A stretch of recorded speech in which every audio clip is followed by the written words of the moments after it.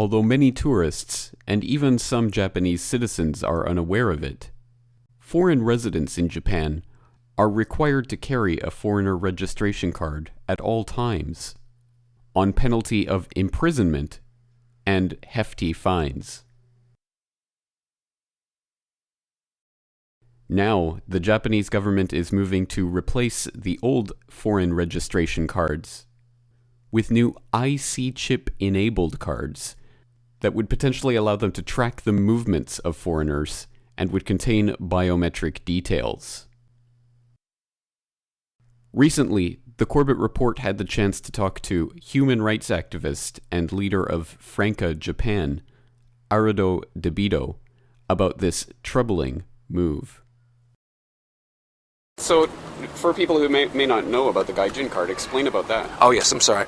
In your wallet in Japan, you must carry, I'll address the audience here, in your wallet you must carry a credit card sized card which identifies who you are. Your name, address, passport number, alien card number, where you live, where you work, how long your visa is, yes. And if you don't carry it, you face arrest. It's a criminal offense not to carry that card. You can be thrown in jail for up to 1 year and fined, I think it's, 30,000 yen? I'm not quite sure. I don't have the numbers in my head. Something like that. Look it up. Anyway, it's a criminal offense not to carry a credit card. And what happens if you lose your wallet? What happens if you walk outside, go for a swim, go to the onsen? You have to carry your card 24/7 just for that? It's like the police will haul you in and they will stop you on the street and ask for it just because you look foreign.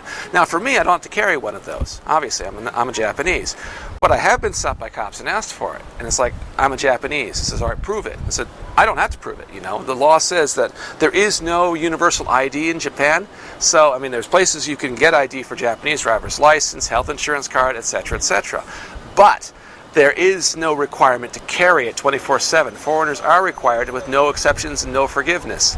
So when you have this draconian law being enforced upon all segments of a foreign population, including the foreigners that are born in Japan, right? There are blood Koreans, Chinese, that would be Japanese in other societies because they're born here, but not in Japan because they don't have Japanese blood, and they too have to carry cards. So that is one way of alienating people by saying, okay, this card is our way of tracking you, and they're improving those cards now so that they will probably be able to be tracked remotely too. Absolutely. Well, tell us about those improvements and when that might be happening. Yes. Well, the IC chips, RFID chips, I'm not a scientist. I don't really know exactly the nuts and bolts of it, but what I can see from reading the scientist is that it can be read from a distance, and what I think they can do is probably be able to scan a crowd and see how many foreigners are there. Now, the problems with this are obvious. One, you're getting into one of those situations where he looks foreign, but he doesn't seem to be pickable up on our card reader. We better stop him and ask why. That's going to happen to me sooner or later, I'm sure. And it's like, look, guys, I'm a citizen. It's like, you have to prove it. No, I don't have to prove it. We get into the whole, round the whole circle again, right? The other big problem is that, why is tracking of people necessary?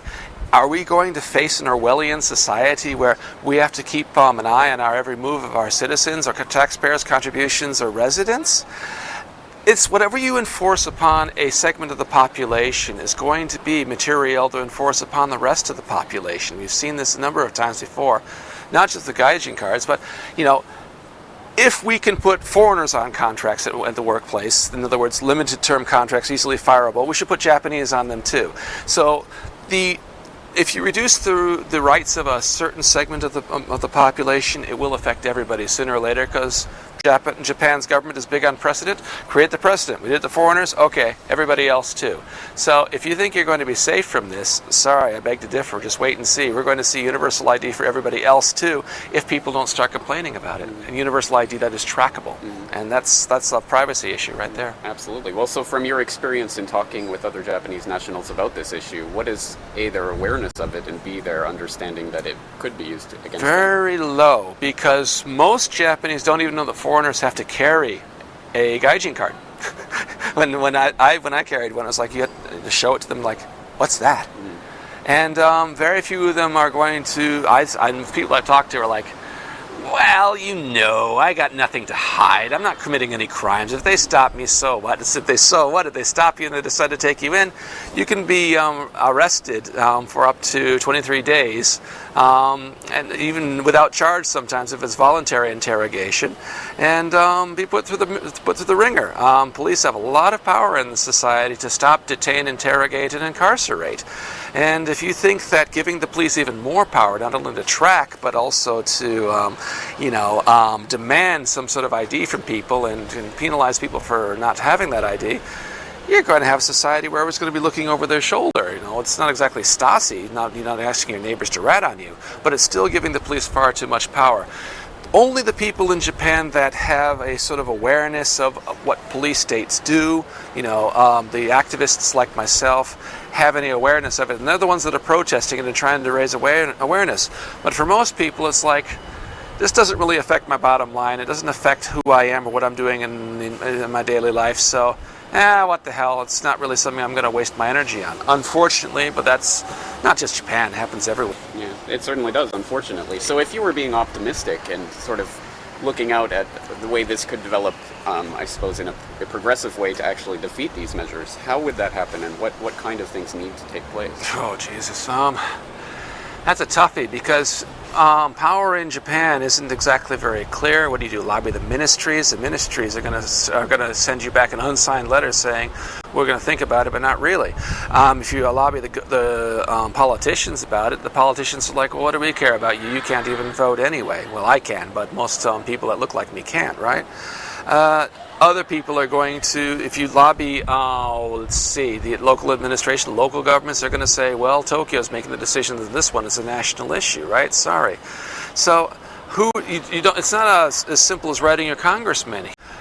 And let me tell your viewers that today is a rather red letter day, because this is August 30th, 2009. And this is the election day, where for the first time in Japan's history, the opposition party looks as though it may in fact take power. And if that happens, everything changes. We may have a government that wants to listen to its people more. They've already said they want to take power away from the bureaucrats. So if that happens, we have a few more avenues to pursue.